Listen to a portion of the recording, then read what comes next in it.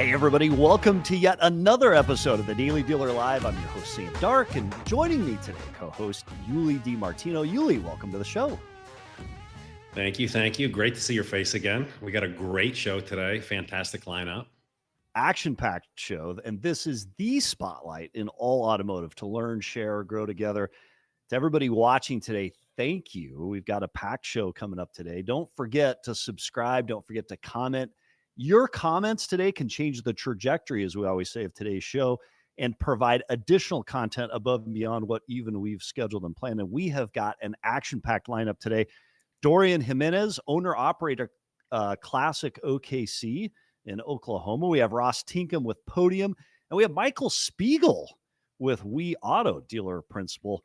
And everyone is bringing some truly engaging content. So, Yuli, I'm excited for today. We've got some good things coming up. I'm fired up. All right, let's rock into the news. So last night, Toyota in a live stream unveiled a brand new vehicle. Unveiled last night during their live stream, meet the newest Rav4, America's best-selling SUV, which is going hybrid only in 2026. That's big news. There will no longer be a gas-only version of the Rav4. Toyota's ditching the gas-only version entirely as part of a full redesign, which will still use a 2.5-liter four-cylinder engine, but pair it with hybrid or plug-in tech across the board. It's part of a broader shift inside Toyota. Nearly half of all Rav4s sold last year were hybrids, and plug-in sales were up too. The automaker says hybrids are turning faster, racking up more orders, and both customers and dealers are leaning in. The 2026 Rav4 will be the 8th vehicle in Toyota's U.S. lineup to go hybrid only. But as I've experienced personally, supply could get tricky. Toyota's sitting on just 29 days supply of Rav4s, less than half the industry average, according to Cox Auto. And most Rav4s sold in the U.S. are built in Canada or Japan, including all plug-in models. And those could be hit by Trump's 25% tariffs. Toyota says it'll build more Rav4s in Kentucky to compensate yet, but it hasn't laid out specifics yet. This is exciting news. Hybrids are in demand. Whatever the polarity is of EVs, hybrids are in demand, Yuli. Yeah, I agree. I mean, hybrids are not niche anymore. I drive one personally. I love them. Toyota's leading the pack for a reason. They're thinking way out ahead of the curve. There's no reason not to adopt the technology. There's none of the drawbacks of an EV. Yeah. And it's the number one best-selling SUV in the country. I mean, it's very smart. Also, the design language right now, Toyota's doing all the right things. All right. As part of CDG's Daily Dealer Live, we are breaking news every single episode. So last Friday, we had Mr. Aaron Ziegler, CEO of Ziegler Auto Group, on. He announced the Ferrari acquisition of Ziegler Auto Group Lake Forest, which was great news. He also announced Jeep prior to that. We have M&A activity today to announce. So coming up today, next in the news, M&A is all over the place. Group 1 Automotive just announced that it's acquiring 3 stores in Florida and Texas. Pablo River Partners acquired Bob Mayberry Hyundai in North Carolina, which includes a 28,000 square foot facility and 10 acres of real estate. Casa Auto Group snaps up Chevy, Nissan, and Cadillac in Arizona. They're building a huge empire in Texas and New Mexico as well. Hoffman Auto Group acquires top Subaru Hyundai stores in Vermont. And it's interesting, Subaru and Hyundai have been crushing it nationally, ranking number 1 and number 3 in import non-luxury sales since 2008. And then the Raffi Auto Group acquired Toyota of Warren in Ohio, led by Chairman and CEO Terry Raffi. They already operate 27 dealerships across Canada and the U.S. with a lineup of 30 brands. So anyone that would ever question, is automotive the place to be? Is this industry growing? Are people still investing in the multipliers that are automotive? It's a key economic indicator of growth in the U.S. economy, and it is absolutely on fire, as evidenced by all the M&A activity out there. So all I would say is, as we come knocking in our own group, save some room for us, because we want to keep growing and expanding, Yuli. Yes? Absolutely. All right. Next up today, Subaru is raising prices across multiple models starting in June. So Subaru is raising prices across models in June, with increases ranging from $750 to $2,055, depending on the vehicle and trim. That includes the Forester, which is one of its most affordable SUVs, which is going up by as much as $1,600. Officially, Subaru says the hikes are due to current market conditions, not tariffs, but the timing's tough to ignore. We've seen several OEMs that have begun making pricing adjustments, anticipating tariffs that will happen down the road, including Ford, which already adjusted pricing on several Mexico-built models like the Mustang Mach-E and Bronco Sport, some up by $2,000. Whether they say tariffs or not, automakers are clearly being squeezed and passing some of those costs along. Subaru may be just the latest to move, but it likely won't be the last. I think Subaru, Yuli, is one of the least impacted by tariffs, given their massive plant in Lafayette, Indiana. They do a great job of building vehicles domestically, but some of those parts imported will still be subject to some of the tariffs. And then finally up today, car buyers are facing slimmer pickings as new inventory shrinks. And I think, Yuli, this is fascinating, and this will actually guide some of the conversation we have with our dealer guests today. So shoppers heading to dealerships this May might notice fewer options and slightly higher prices than just a few weeks ago. New vehicle inventory, get this, Yuli, dropped to 2.49 million units at the start of the month. What does that mean? That's down 7.5% from April, and that's down over 10% from last year. So that takes out the seasonality, which we always see a little bit diminished inventory coming into the summer selling months. 10% over prior year is a big deal. Dealerships' days supply fell too, now sitting at 66, which is 6 days lower than last month. And get this, it's 16 days lower than a year ago. Some of that's seasonal, but Cox says inventory isn't just getting replenished fast enough. One big reason, OEMs are holding back production.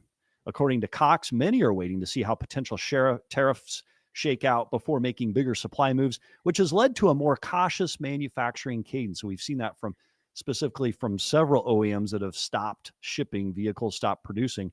At the same time as the supply creeps back, prices are creeping up. The average new vehicle listing price hit $48,656 at the end of April. That's up $774 in a month and $1,318 higher than just a year ago, which again anticipates seasonality. Incentives are falling too, now at 6.7% of average transaction price. That's down from 7% in March, which, Yuli, leads us to the big question for, I think, every dealer we have on today. How are you filling your lots? What's your strategy in this tariff environment? Are you bulking up with as much new and used inventory as you can? Are you ordering every single vehicle you can? Are you staying where you've been, or are you dialing back, Yuli? I think for me, it's a case-by-case scenario, right? Now is not the time to guess. It's the time to be surgical. I think what makes this the most interesting is, to your point, this is from the OEM side. So this is not a reflection of efficacy at the dealer level. It's a reflection of production on the OEM side, which does add a little bit of a wild card there.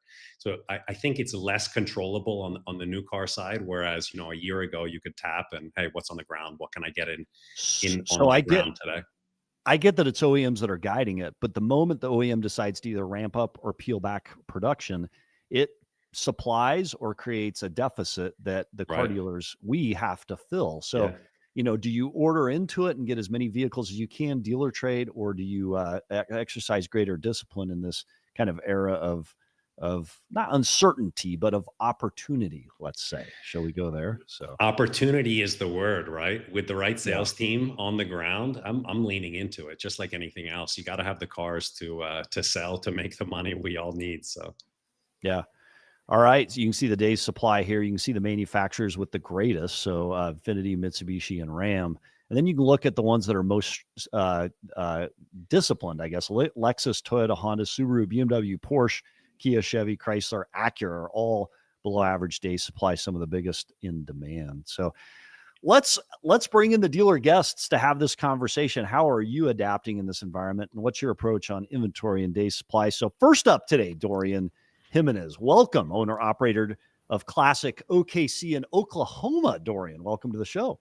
Thank you for having me on. Dorian, welcome. We're pumped to have you, right, Yuli? Yeah, absolutely. I'm just kind of sad because I don't have an apostrophe on my name, like both of y'all. So I know, I just noticed that. That is right. Yeah, that's funny. I got to change French and Italian. Yeah. Let's get on the ground. How's business in Oklahoma this month? What's your lead count, stock inventory? Business is good. Inventory is an issue. With the manufacturers. I just literally 2 seconds ago got a text from the OEM that I earned a couple extra vehicles, and it's like, that's a blessing when you get that. Yeah. I've got my sales managers calling out on the coast, trying to get extra inventory. And, we're buying both new and pre-owned vehicles because right now it's about having the inventory. My business partner, who is a legend, Tom Dorian, he's always been in the type that, when uncertain times come, make sure you get some inventory. Yeah. Cash flow is so important right now. Yeah. And so that you can have that, so you're not running so lean on stuff. So what's your best source for that used inventory right now? So new, obviously, you got to go to the OEM. You got to beg, borrow from other dealers. Where are you Correct. getting your best used cars today? It's two scenarios: is the old adage of the service drive, and then social media. You look at CarMax and Carvana. If they're able to source cars continuously, why are dealerships not doing the same thing? Yeah. So with social media, you're saying you're sourcing inventory from social media. Walk us through that. So I've got a few sales consultants that will get on different groups and stuff and just say, hey, here's kind of cars we're looking at. Because, if you go to the old adage, we buy cars, everybody's heard that. But they want to know what cars you're looking for. And we're telling individuals, we're ideally, the perfect scenario is anything under $25,000, that's under 100,000 miles. And we're telling individuals, here's kind of what we're looking at. We're showing them on the service drive what we're buying as well. And so we're getting people saying, hey, I saw this ad, and it's very generic. We don't do anything that's high production. It's just a sales consultant with their iPhone and going out looking at, here's the type of cars we need. So it's interesting in automotive, everybody has a tool, right? So there are vendors all over the place that will sell you those tools that'll help you get the trade-ins on the service drive. Yeah. But process beats tools in every case almost. Is there a tool that you're utilizing to help you get those great trade-ins on the drive? And or what's that process? What does the pay plan look like? Like, how do you have that set up? Because that is a great source for used cars. We are a small dealership here in Oklahoma. We're in a metro in Oklahoma City. But as cars come on the service drive, I have an early sales consultant that shows up, when service opens, and he's looking at cars. And it's not that we're putting numbers on every single one, but we kind of know parameters of what cars we're looking for, and we'll be able to approach the client. I know you're getting an oil change. I'm going to get a quick complimentary valuation of your vehicle, right? And we're able to source cars that way. We do bonus our service advisors, and the sales consultants get bonus as well, when they're purchasing vehicles like that. But clients truly enjoy it. And we've got one right now that she just came on the service drive and there's an issue with the transmission. Well, the advisor knew, hey, I want to get my bird dog. I want to get my referral. So he ran straight up to sales, and, we're working a car deal right now. I want to back up for a second. You mentioned you're a small car dealership. I just want to quantify that. I have here that you sold 161 cars in one day. Well, that's more than a lot of dealers do in a week. No. So, and I had to tell Yoshi that. So that's the dealership I came from, that I was the general sales manager. Okay. So that's Classic Chevrolet in Grapevine, Texas. And I was fortunate to be there for 5 years as the general sales manager. I bought this store 2 years ago under the GM Minority Dealer Development Program. So those numbers are reflective of the Texas dealership. Understood. Okay. Very good. Let's stay back on the acquisition side. Okay. So you're using this how many cars are you buying out of the drive? So on the drive right now, I'm averaging anywhere from 2 to 5 a week. And the goal is, if I can get to 10 a week, it makes a major game changer for our type of dealership. Because, we're a dealership that will sell 1,200 to 1,500 new and used cars a year. And just having that extra 10 cars every single week is truly a game changer. Are you seeing a lot more retail trades come through, or wholesale? Or I'll tell you, it's more of the wholesale aspect, but we had to change our mindset. What you look at, what's called a wholesale car, somebody's going to buy it. And in today's world, people are keeping their cars longer. You're seeing individuals that have a car 12 years, 14 years. 100,000 is what I call the norm. Now people are the 150, 180, 200,000 miles on their vehicles. So, and they're still in decent shape. There's some things that we have to do some TLC to them, but they're value-driven vehicles that we're able to sell to somebody that needs transportation. How do you pay the folks that are staffing the service drive on that? Your salesperson that what's the comp look like for that? So, for the advisors, they're receiving $200 if we buy a car from them, right? What? Go ahead. Which is great, right? That's not an insane cost, right? To No. be able to get that opportunity. Are there any vehicles where you're like, hey, let's not put a number on this? Like they only bought it 6 months ago or 12 months ago. Let's stay away from that. We haven't run into that scenario because I don't mind telling him that if today's market, I mean, I did have an individual not too long ago that he bought a car and, 6 months later, hey, what's the market on it? Well, we had to inform him he rolled in some deficit from his others. Here's current market on it. But the funny thing in that is he goes, at least you're being transparent with me. I said, I'm going to tell you what the market is on it. It's just like a house. So it's been helpful and the clients appreciate the honesty on it. Yeah. So being that you're compensating the advisors $200 on an acquisition like this, are you fulfilling the RO? Are you doing the work that needs to be done? Let's say on a wholesale car. Correct. So you're still going to do the work and you're paying the advisor. I'm doing the majority of the work because, like I said, those wholesale units that I typically in years past you would just send to auction, I'm now keeping here and I'm retailing them. As long as the biggest thing is they have to pass safety that we're looking at on that. But I'm just going to go ahead and fix it because that keeps it turning in our shop and it helps our parts department as well as our collision center, things that we need to repair. So Dorian, before we let you go today, and we appreciate you being on, appreciate you being a great guest. You've got an interesting trajectory, right? Initially, you wanted to go into the dental world, right? You were upped at a service repair or at an auto dealership and converted into sales, and then you've worked for some truly elite organizations. So Park Place, Classic, Luke Riley. When you think about those organizations, and then you think about the success you've built where you currently are there any specific operational systems or philosophies that are at the core of what you've learned in your experience there and where you are today that have helped drive your success that others could learn from? Like, what are we missing in automotive to get to that next step? A lot of dealers. I look at there's 3 pivotal moments in my life. When I first started at Luke Riley Honda, it was military boot camp. They didn't teach you anything. It's survival of the fittest, but it's surrounding yourself with mentors and people that are growing to the next level and making sure that you outwork them and learn from them at all times, doing whatever it takes. That was my first pivotal moment.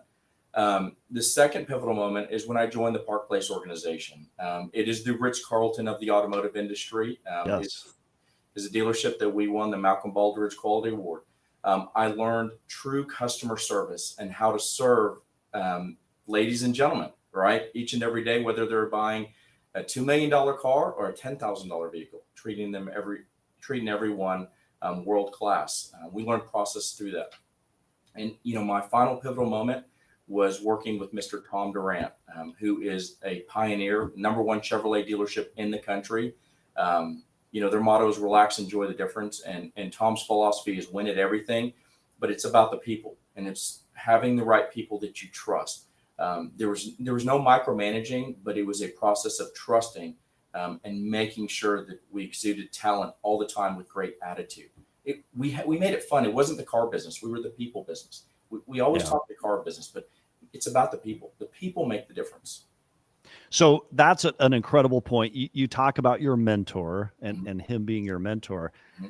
Finding good people in automotive is still tough today. It's always been tough to create the culture. That's in every industry. Go to a restaurant and you'll see restaurants, you'll see good servers and bad servers. Go to a hotel, go to an amusement park. Even at Disneyland, the people aren't happy. You can see that. But, find the right talent. We're not talking about brain surgeons. Now, I will say this. When you're looking at a master tech, that's totally different. But sales consultants, everybody else, are they good people?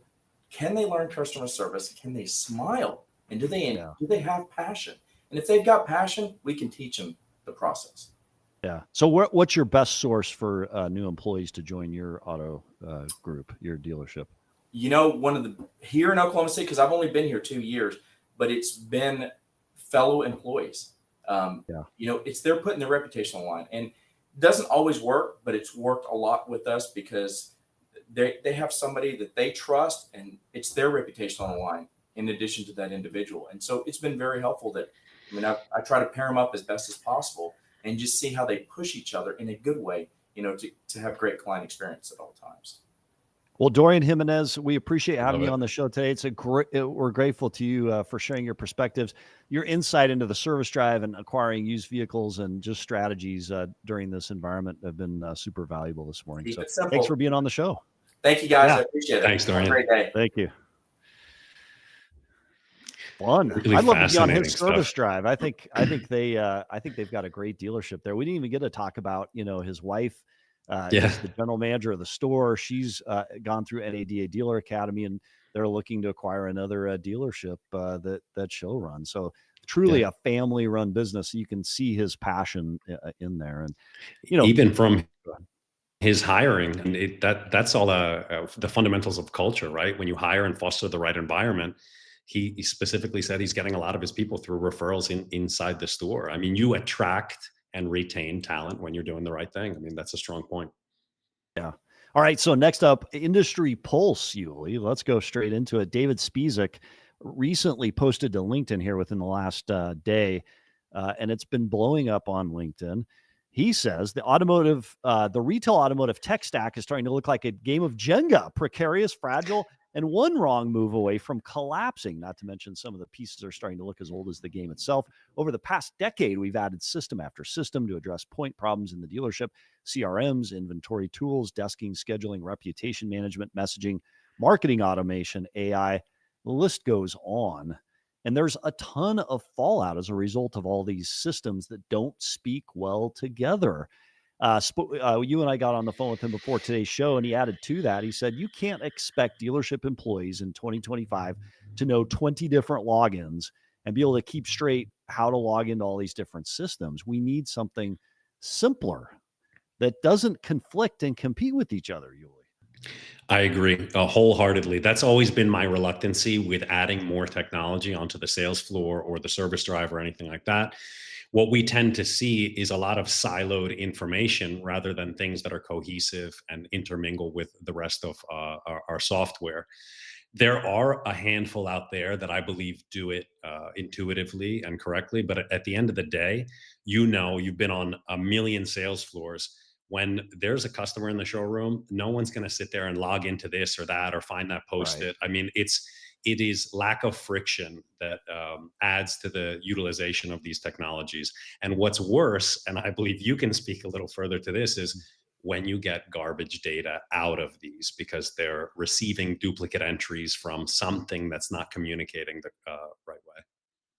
Yeah, I mean, there's so many different plugins. I mean, we've talked about APIs before and their propensity to fail. We'll talk about my experience here recently. I've had the opportunity to walk into a store where we've had a change in leadership and actually went into the BDC just trying to understand what things looked like at present. And some of those connections, those competing systems were creating duplicate leads that never should have been duplicated and brought back leads that never should have been resurrected. By the way, a truly dead lead should not be resurrected if it doesn't pass a certain test. So, and I'm going to be super interested to hear if our next guest, Ross Tinkham with Podium, can provide us some insight on that. So, AI is great. Not all AI is equal, but I'm excited to see if he can bring some perspective into some of the problems of these competing programs and how we can kind of solve for all this. So, welcome to the show today, Ross Tinkham, leader at Podium. Ross, welcome. Good afternoon, gentlemen. How are we doing? Thanks for having me today. Excited to have you here. Thanks for being here. Hey, give us just a few words about Podium for our guests or for our audience who may not know you or the company.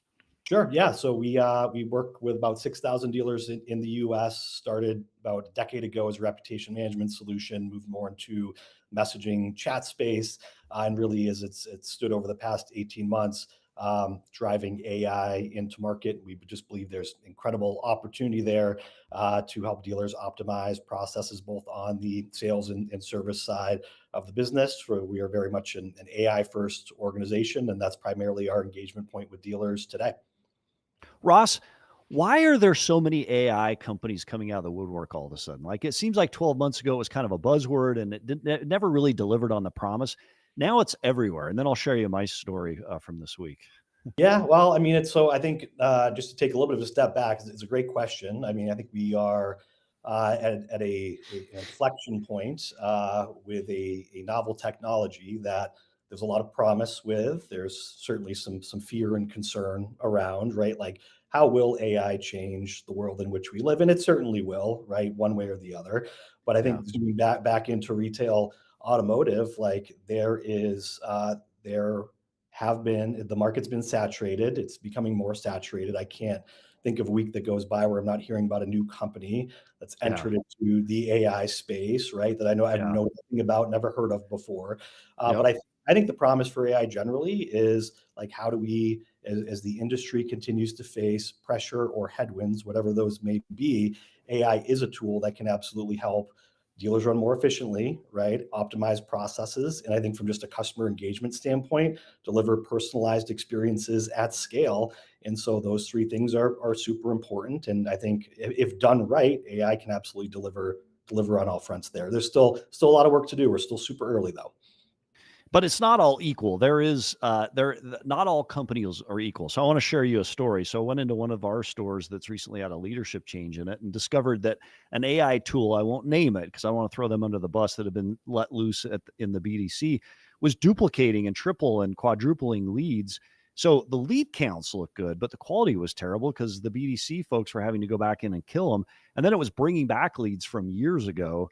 And kind of frustrating customers by bringing it back. So AI, by its very definition, is something you kind of set, and then some people would say forget. Like, you can't have that happening in a dealership operation. That doesn't create a great experience, and it frustrates the consumer, and it creates less credibility with our teams because they're not wanting to. They may be willing to engage with the leads less, right? Have you seen that where it can also do? It can also create some challenges, Ross. Yeah. I mean, it's certainly, I think like, okay, so at its core, I think here is like the challenge that we face. This is a product that most people have simply not purchased before. So like, do you know, I think a lot of the conversation around this needs to be, how do you purchase an AI solution? Whatever that may be.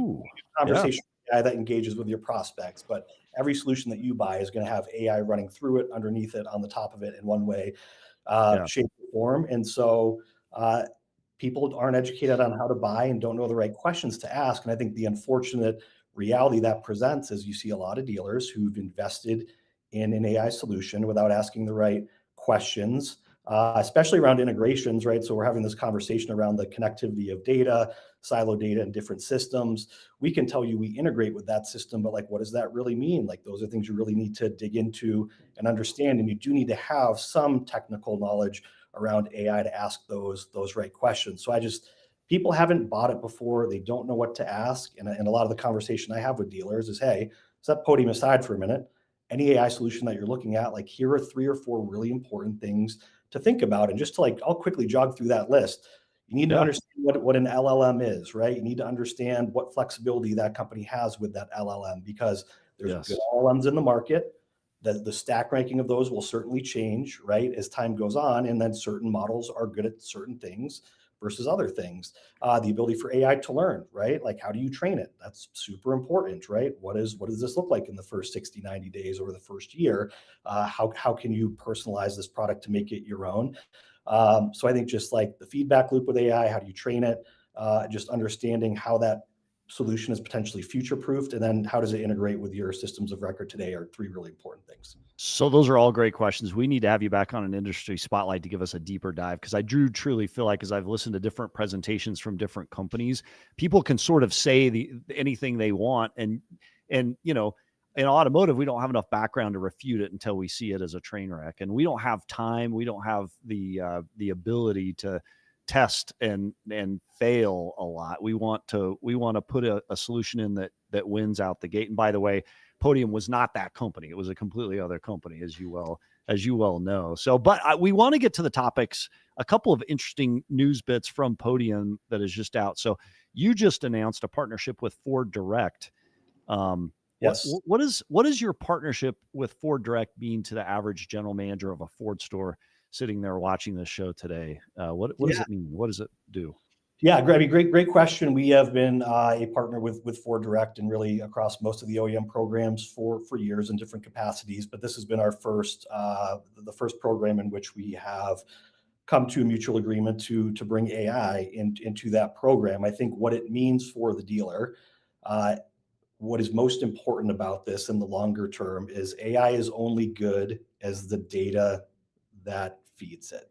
And so I think as we move forward in time, and you start to see larger adoption of AI as a quote unquote category, right, that the OEMs care about and want to invest in, both for, interest on the tier one side and for the dealers.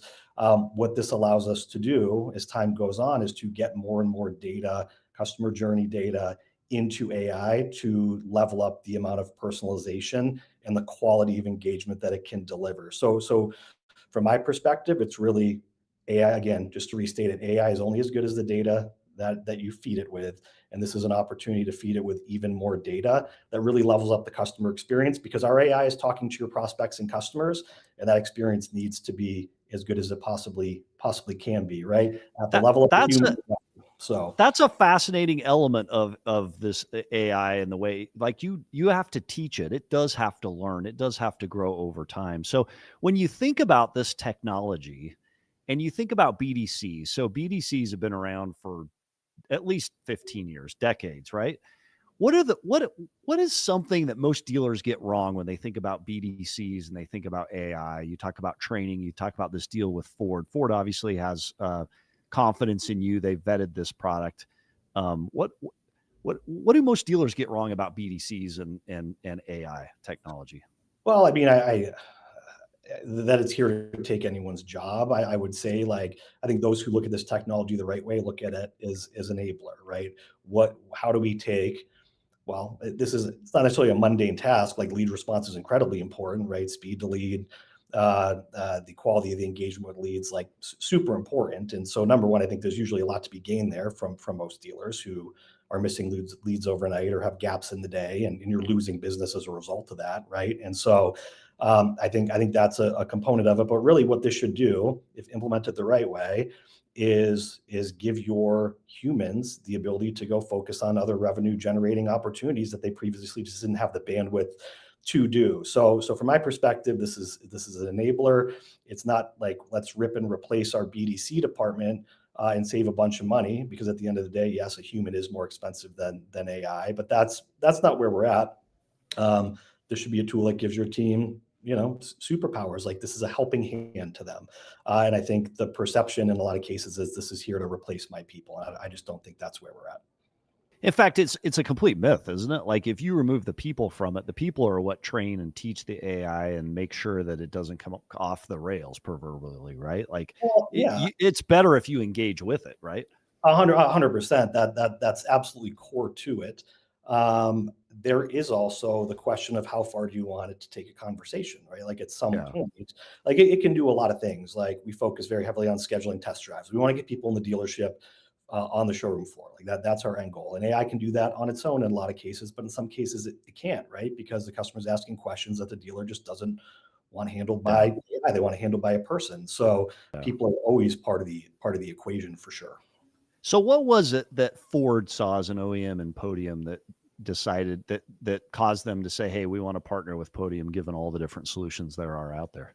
Yeah, that's a good question. I mean, I think number one, like, solutions are never certified without dealer adoption, in my experience, right? Like, there is no, we're gonna bring you in if you're not working with our dealers. So that's certainly a part of it, and feedback from the dealers using the product. I think where we differentiate ourselves and where we pride ourselves is the quality of the conversation that our AI agent delivers, right? And so the conversationality, the empathy to drive that conversation forward in a really human-like manner.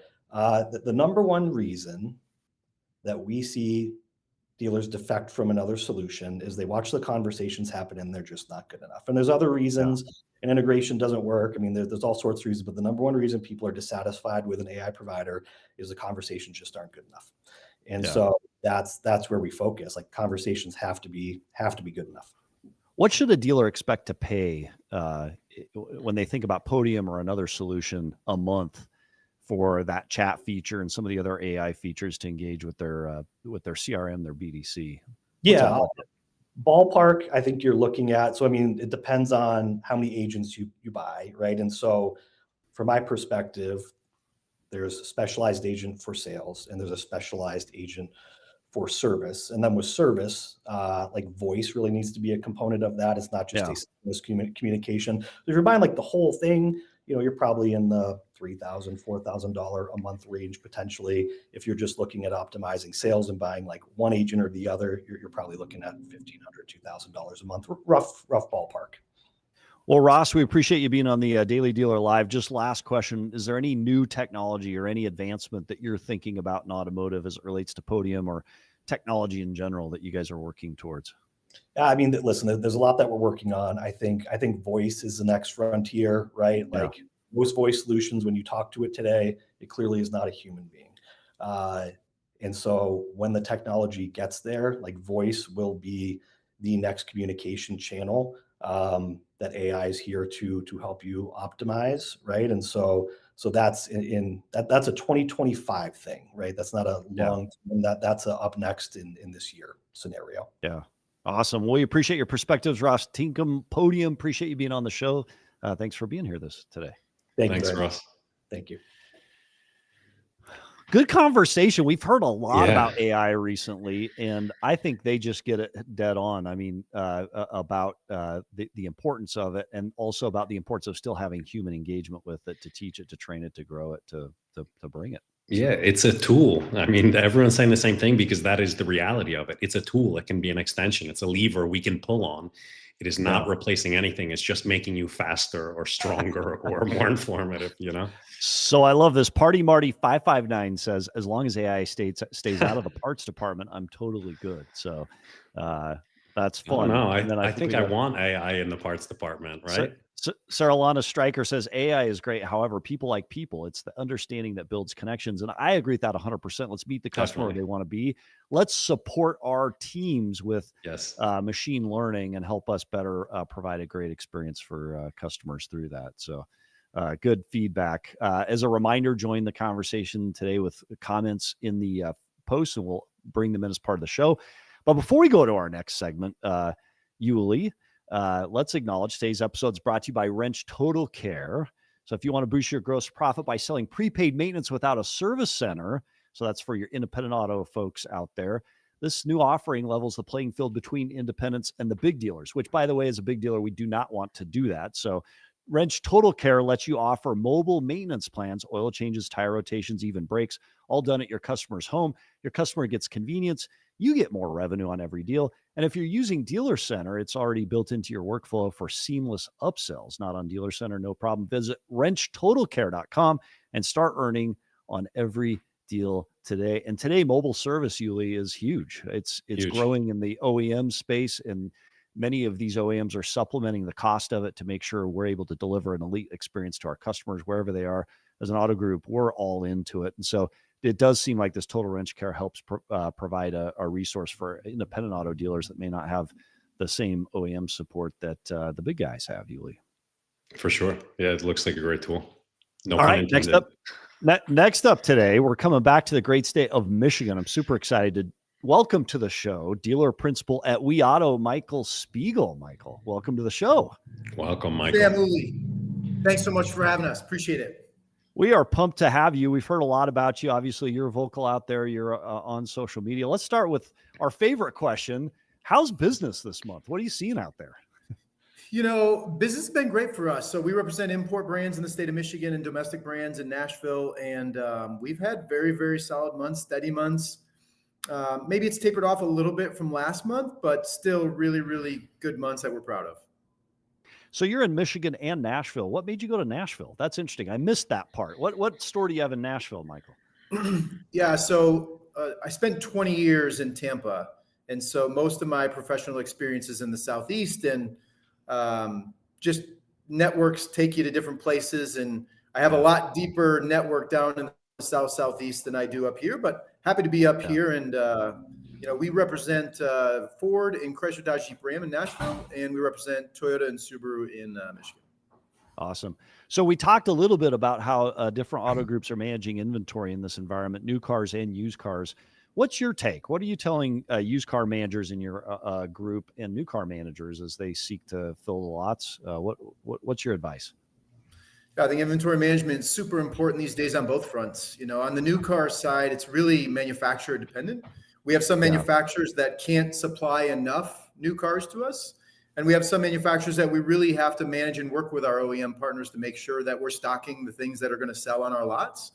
So it's a big focus for us. We do utilize some outside third-party companies to help us with some of those brands. So I would say new car inventory is still important. Some people will, who only represent brands who are in short supply, they may not feel the same way. But if you have a little bit of diversity, it's a really important time. I think that's the difference in a lot of domestic franchises.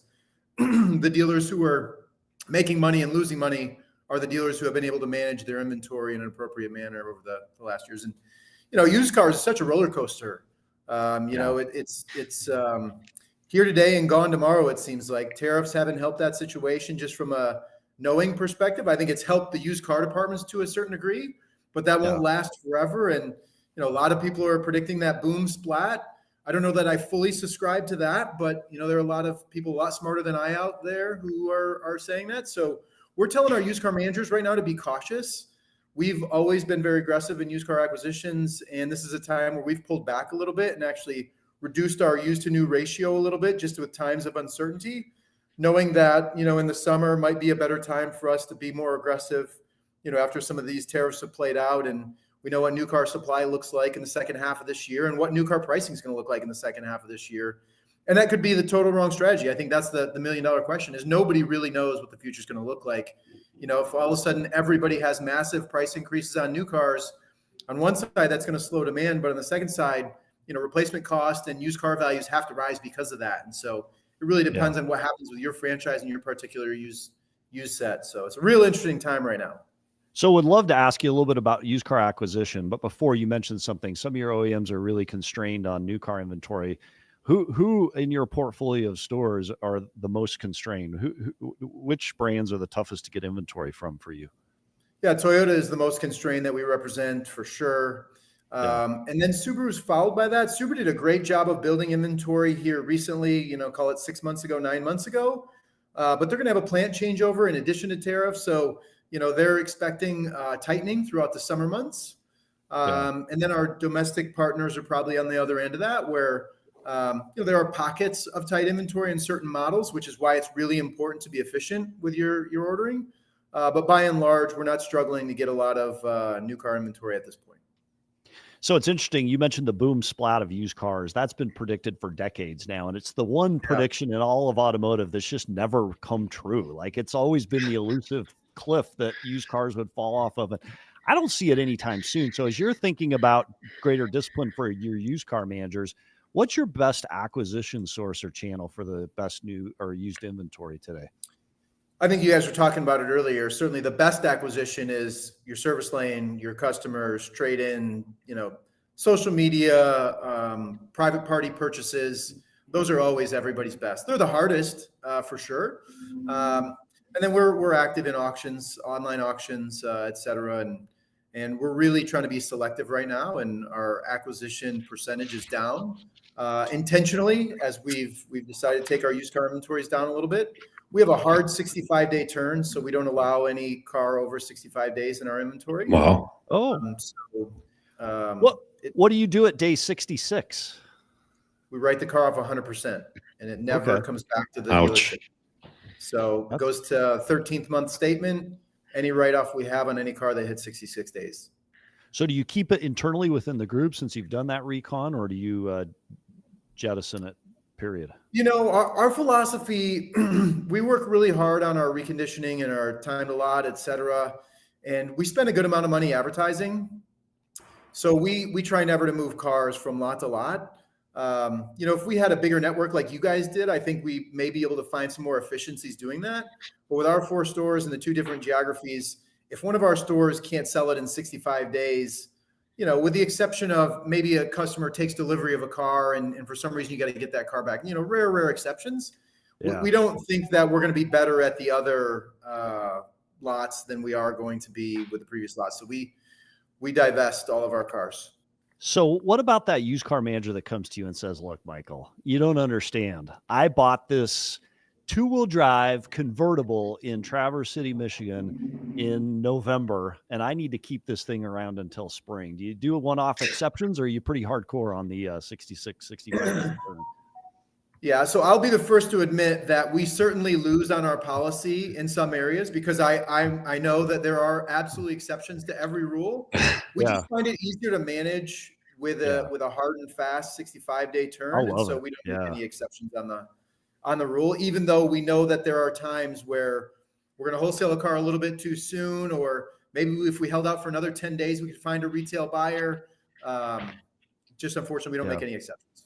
Yeah. I got a question. Is this a strategy that you've always been implementing in your group, or is this more recent? I mean, even through COVID, that you guys were still doing a hard turn at 66? Yeah, well, honestly, in COVID, it was easier because everybody was selling everything.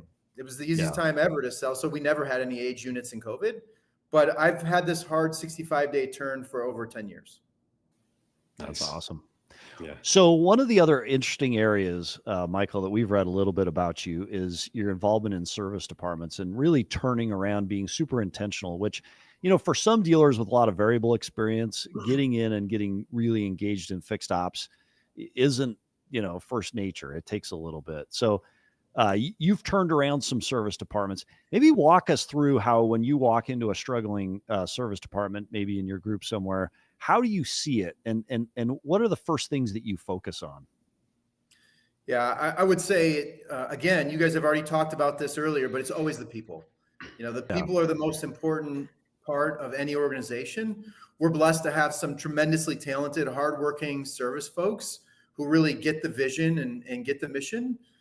For us, we very much want to play offense.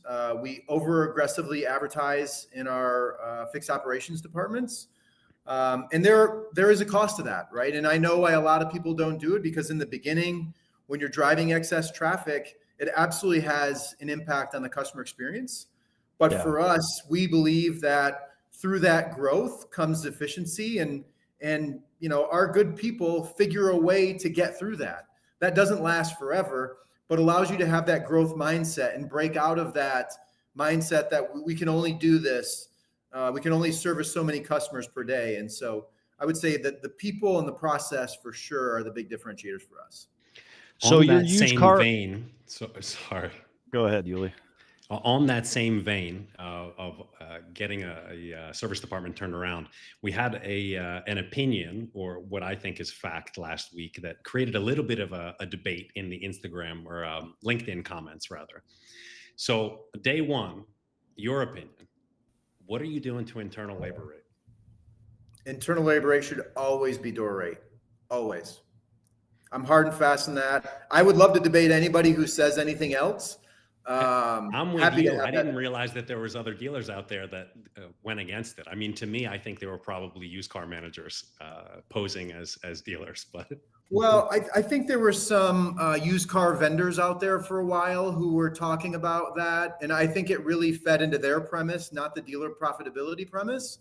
And another thing that we believe is running profitable dealerships allows you to take care of your people and hire better people that you couldn't otherwise do. yes, And it's really hard to debate that charging door rate is harmful for profitability. So when you think about the discipline that you've got on used cars with your day turn, you think about door rate and the importance of that. Is there another metric in the service department that you're hard and fast on that has caused you to be able to turn around struggling fixed ops departments? There are a lot of metrics. I would say we manage our departments a lot by metrics. Net to gross is a very important metric for us. In our fixed operations departments, we're pretty consistently right at about 50% net to gross, which is a number metric that we're proud of. But it takes 100 different metrics to get to that one metric, if that makes sense. Yeah. But when you boil all the metrics down, it really does matter how you're taking care of the consumer and what your process is for taking care of the consumer. So for your OEMs that do supply NPS or CSE figures, and for those who don't, retention, customer retention, service retention to us, I think, is the most important metric. We focus on it a lot. And Toyota takes the stance, and I really love their approach, that is the ultimate gauge of CSI. Because if your customers continually come back to you, it doesn't matter what they put on a survey, that's the true indication of what they think about your organization. And we subscribe to that. And so I would say if there's one metric that we're going to really focus in on, it's that customer retention in our fixed operations departments. So retention, hugely important as a metric. And it's interesting during the COVID period where there were less new cars out there. Even today, you mentioned constrained inventories in some places. The UIO, the units in operation, have gone down naturally. So that impacts retention. Retention could look high, but with less units in operation, it could be a little bit faux. Is there anything you're doing in stores with lower units in operation to get retention from customers, maybe not even your own? Well, again, I would just say we probably spend more than most in our marketing efforts. And, there are a lot of dealers out there who spend aggressively in their variable departments. There are a lot less dealers out there who aggressively spend marketing in their fixed operations departments for a number of reasons. But we really focus on customer acquisition and then, pushing our people to open our service schedulers. That's another thing that even we have debates about frequently internally. There's a real contingency of us who are pushing to open the service schedule. And then there's the voice of reason that really cares for the customer and has that. So it's not an easy conversation. I understand both sides of that equation. Yeah. I would say those are two things that we really do. We market aggressively and we really push to open our service scheduler as wide as we possibly can to maintain our customer retention. So who wins the debate? Open it or restrain it? It depends on how often you check. Yeah, because you might win that debate today, but if you don't look at your service schedule every 3 or 4 days, you're going to find that somehow suddenly changed a little bit along the way. Yeah. So one of the things where the We Auto Group aligns with our auto group, and I think a lot of our CDG audience here, is your investment into people. And, culture can be a fluffy thing where, if you have the right culture, you win. If you don't, you struggle. Is there one people investment that you've made throughout your career with We Auto that's really returned, and how is it returned? Like, what's the most expensive people investment you've made that has returned, and how's it hit your P&L? Yeah, so we do a lot of things from a cultural perspective, and we talked about that a little bit on the pod. And I think that each one of them is so important, and there isn't one that's more important than the other from that aspect. But if you're gonna put a gun to my head and just say the one expenditure that we have that we feel like is most vital, we invest heavily in what we call the We Auto University. We have a director of the We Auto University. We promoted this woman out of finance up into the director role, and she oversees training and learning development for all of our associates. And That's awesome. It's everything from working with NCM to doing in-house classes to service training, to cultural training, to emotional intelligence training, to personal finances training, to health and wellness training.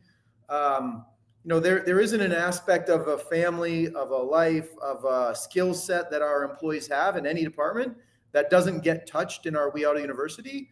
And she's a full-time employee, well compensated, got promoted out of finance, and that's all she does. And she's passionate about people development. And really, we feel like is one of those superpowers or super strengths that we have inside that we invest. And I will tell you, it's hard work too. It's not just the financial investment we make.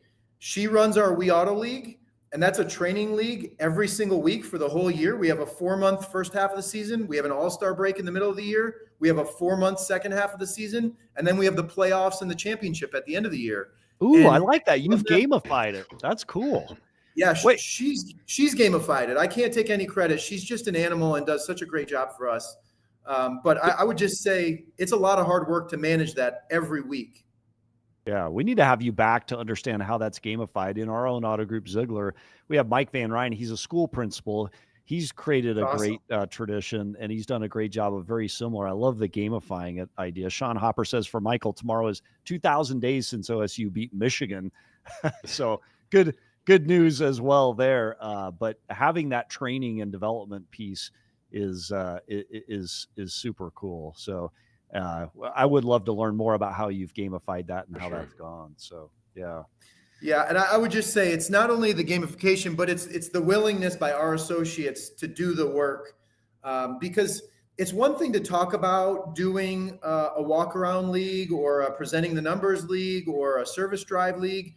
It's another to pull somebody out of the showroom for the half an hour to 45 minutes it takes to do their weekly, contribution to this when we're all busy. And when they're out there training, they're not making money. And we all have those reasons. We all get busy. We all get caught up, but they commit to it every single week.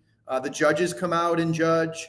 The participants participate. And it's a lot of effort and energy. And it really, we believe, pays off for us. But it probably shares with your employees, your consultants, everybody in every role, that it's important their development is important to you. And putting that in front of the transactional piece, the business part, it ends up enriching the whole culture, the whole organization, Michael. Yeah. Yeah. So if you ask any of our management staff, they'll be able to tell you our mission statement. We talk about our mission statement all the time. And our mission statement is we inspire people to grow, making our families, our team, and our community proud. They all tell you we don't sell cars. We don't service cars.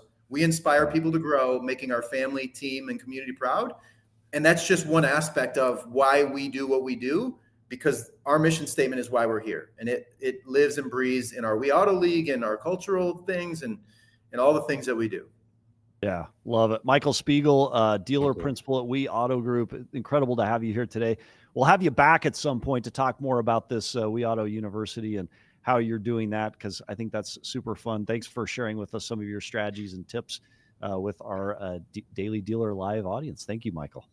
Yeah, and we speak on behalf of all the dealers. We really appreciate the content that you bring to us every day, keeping us connected. You guys do a great service to the industry, so thank you guys so much. Really appreciate it. Thank you. Appreciate you being on. So, Yuli, super interesting. It's interesting. This business is complex, but it's simple, right? It's used car acquisitions through the service drive, game on, right? Like we've known that for decades. There's nothing new there, and you can buy all the tools, but having a great process to capture customers there is super important. So, and then I love your insight on the door rate piece. I don't know why more service departments don't do that as internal, but they don't, right? It doesn't make sense. And listen, as Alex Hermosi said, it's simple, not easy, right? So I think that's true with so many things in life. It's really not complicated. I love that the recurring theme has kind of been education, and it makes me think of a rising tide lifts all ships. So that's a great way to operate culturally. Well, Yuli and our entire audience, thanks for watching the Daily Dealer Live, where we break down the biggest moves in the car business as they happen. Don't forget, we're live every Monday, Wednesday, and Friday, 1 p.m. Eastern, noon Central. So this is if this is your world, hit like, subscribe, turn on your notifications so you never, ever miss a beat. We look forward to having you join us Friday. We'll see everybody back then. Thank you. See you then, guys.